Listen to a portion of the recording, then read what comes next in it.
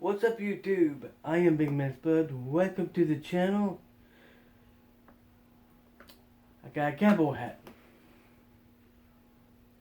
I got this years ago in 2015. One of my family members was getting married. He wanted me dressed like a cowboy. And I picked up this one at Tractor Supply. And they still have these color. You call it cream, but to me it looks white. Pure white to me.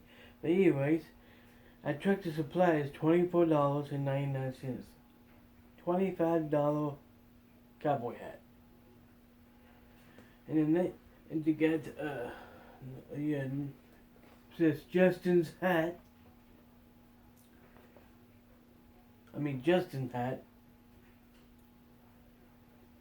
And I've always been a big fan of cowboys, especially like on Walker, Texas Ranger, Bonanza, and also Gunsmoke, and quite a few others too.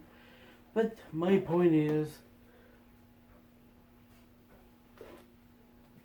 I love this hat. And plus I had a lot of compliments over the years on my Facebook. But anyways, just want y'all to know this. A great hat. A great cowboy hat. Until next time, I'm Big Man Spud. In this case, until next time, I'm Cowboy Spud. You get it? Cowboy Spud?